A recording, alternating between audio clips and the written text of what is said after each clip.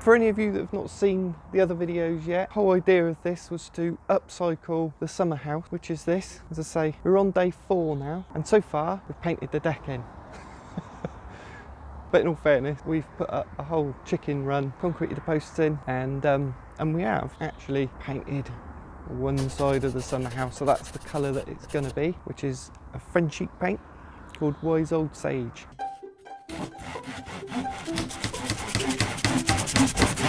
Hi guys, so welcome back to another Upcycle TV. It's a lot cooler today, so it's going to be a lot easier to work, thankfully. So a little recap on where we are at the moment. So I've chucked some wire behind there just to help stop the foxes digging in.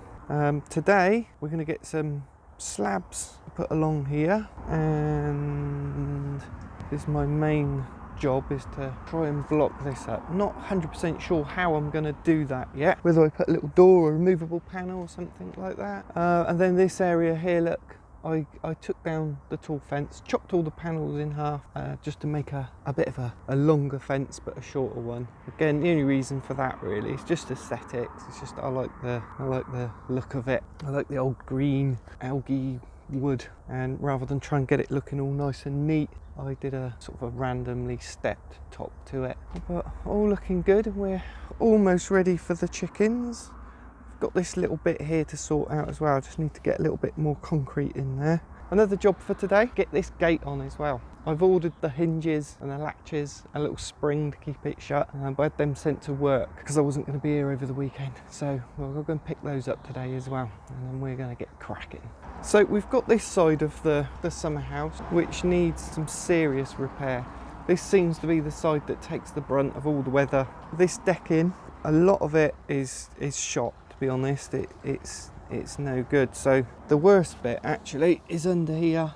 So look, it's just totally rotten out. But the ends of these have rotten out as well. They're not too bad when you get down to the other end, but I'm not sure about that section there. But these don't seem too bad. It's mainly underneath. It's this fascia board bit on here. This is a bit shot as well. It may last another year or two, but while we're doing it, to me it seems pointless to paint that up. You know, if we've got to renew that wood underneath, pull it all up, I think we're just going to put some new wood down, and also it'll match because this is being painted rather than stained. So if we just get some new wood on, it'll be the same shape and size as this, but it's going to look the same once it's painted as well. So that's another job. Not going to get that done today, but if this wood's any good, I might be able to reuse it somewhere. Again, keeping that recycle theme, I might be able to use it or use some of it to patch up that gap in the back there.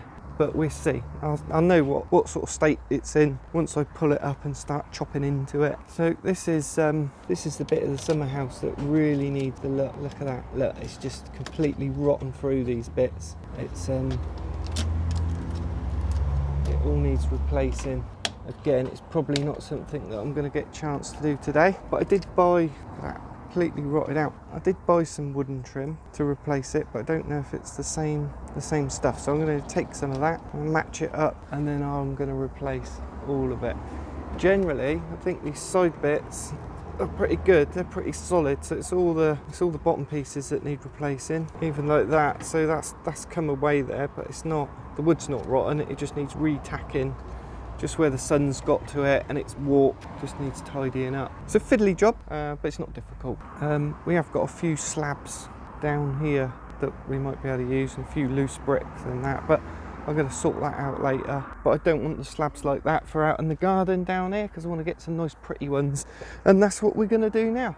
We're going to go off and get some slab from a local merchant, and we're going to get some rocks as well, and we're thinking sort of sandstone coloured to match in with the house brick. So we want that sort of colour, tie in nicely. Let's go and have a look, see what we can find. Okay, well, I was wrong. It's not cooler today. It's another scorching hot day. Anyway, so we went to the landscaping centre and we got some slabs to put down. They're not exactly the same as the house, a little bit different, that's alright. But they've got that nice sort of sandstony appearance to them. It's natural stone as well, which is nice. We got these as well. We ordered these a few days ago. This is just for the thorns in there. Look, the rose bushes to try and strip the thorns off. I'll have a little play with them later and see what they're like. But for now, I'm going to just lay these slabs out. Just lay them out down there, roughly where we want them. I'm not going to dig them out just yet. I'm just going to make sure that I've definitely got them where I want them. Leave them there for a few days, so the grass, I'd say the grass will die off a bit, but as you can see, where we have so much heat lately, the grass is pretty much dying off anyway. So we lay them out.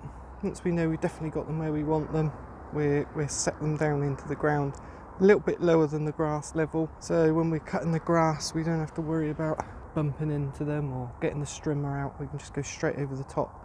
Also, it prevents it from being a tripping hazard.